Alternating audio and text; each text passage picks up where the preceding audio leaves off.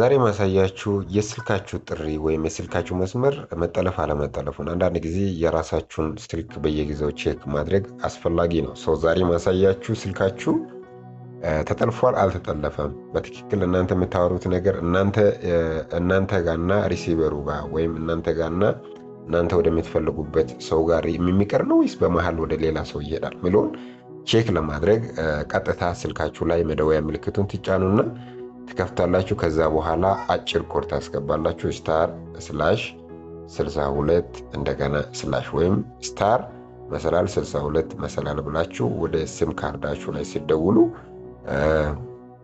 ፖፕአፕ ሜሴጅ ይመጣል። ኢትዮ ቴሌኮም ሜሴጆች ናቸው። እዚህ ጋር የምታዩት ነገር በሙሉ ስናት ፎርዋርድ ይላል። አጠቃላይ ምንም ፎርዋርድ የተደረገ ነገር የለም። እናንተ ስልክ አልተጠለፈም፣ ጤናማ ነው ማለት ነው። ይህን ቼክ በማድረግ ስልካችሁን ሴኪዩርድ ማድረግ ትችላላችሁ።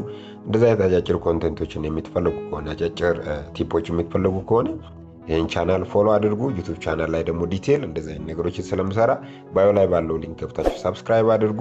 ስለምትሳረጉ አመሰግናለሁ። መልሼ በሌላ ቪዲዮ አሉ። ባይ